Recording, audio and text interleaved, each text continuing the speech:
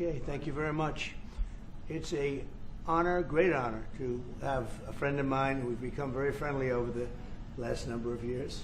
We knew each other before, but Mark is the head of NATO, Mark Rutte, Secretary General of NATO, highly respected by everybody that knows him, but in particular the European countries. They have great reliance on him, and he's done a fantastic job. And we had a tremendous meeting, I guess it's about a month ago, and I think Mark will tell you that it was really perhaps more important the date of November 5th. That was the election day. Maybe that was the most important, because we made tremendous progress together.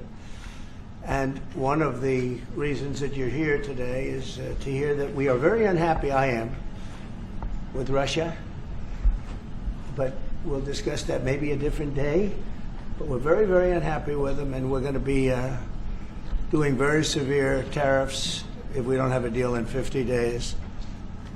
Tariffs at about 100%. You'd call them secondary tariffs. You know what that means. But today we're going to talk about something else. And as you know, we've spent $350 billion approximately on this war with Russia and Ukraine, and would like to see it end. It wasn't my war, it was Biden's war. It's not my war. I'm trying to get you out of it. And we want to see it end. And I'm disappointed in President Putin, because I thought we would have had a deal 2 months ago, but it doesn't seem to get there. So based on that, we're going to be doing secondary tariffs if we don't have a deal in 50 days. It's very simple. And they'll be at 100%. And that's the way it is. That can be more simple. It's just the way it is. I hope we don't have to do it. But regardless, we are going to be we make the greatest military equipment in the world, whether it's missiles. You saw that recently in Iran, the way those planes flew in. They hit every single, 14 bombs hit every target. And we make the best equipment, the best missiles, the best of everything. The European nations know that. And we've made a deal today, and I'm going to have Mark speak about it, but we've made a deal today where we are going to be sending them weapons, and they're going to be paying for them.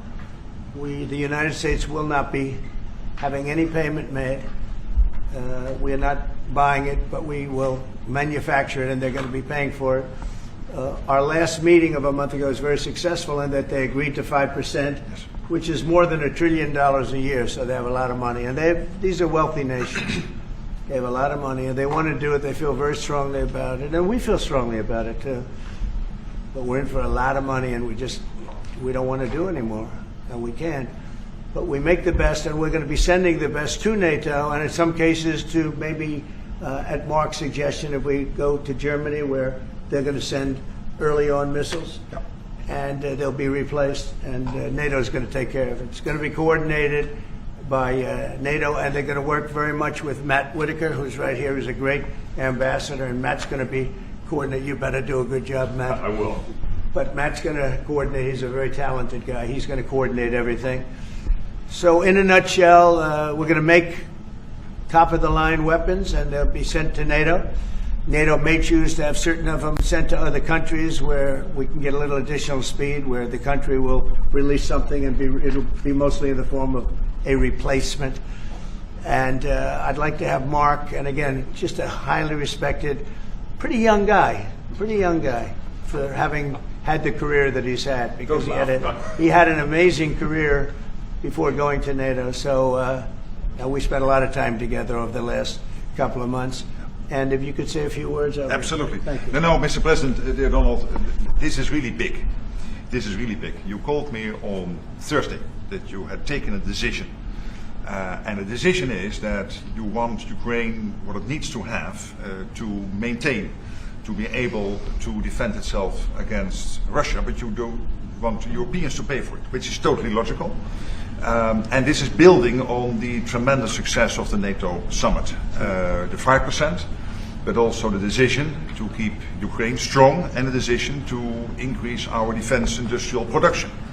So based on that, that was Europe stepping up. This is again Europeans stepping up. So I've been in contact with many countries. I can tell you that at this moment, Germany massively, but also Finland and Denmark and Sweden and Norway, the United Kingdom, the Netherlands, Canada. They all want to be part of this, and this is only the first wave. There will be more.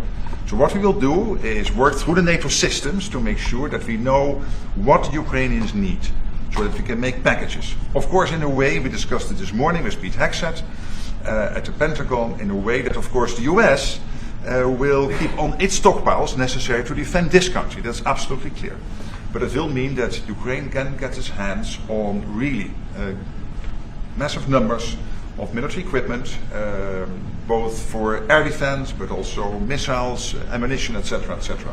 So if I was Vladimir Putin today and hear you speaking about what you are planning to do in 50 days, and this announcement, I would reconsider whether I should not take negotiations about Ukraine more seriously than I was doing at the moment, if I was Vladimir Putin. But when I'm Ukraine, I think this is really great news for them. So I really want to thank you for that, and it means the Europeans paying for it. And again, I mentioned all these countries, we will deal with that. And exactly as you said, it might also mean that countries will move equipment fast into Ukraine, and then the US later backfilling it, because speed is of the essence here. So really, thank you. This is important. You did a great job, and it's a really great job.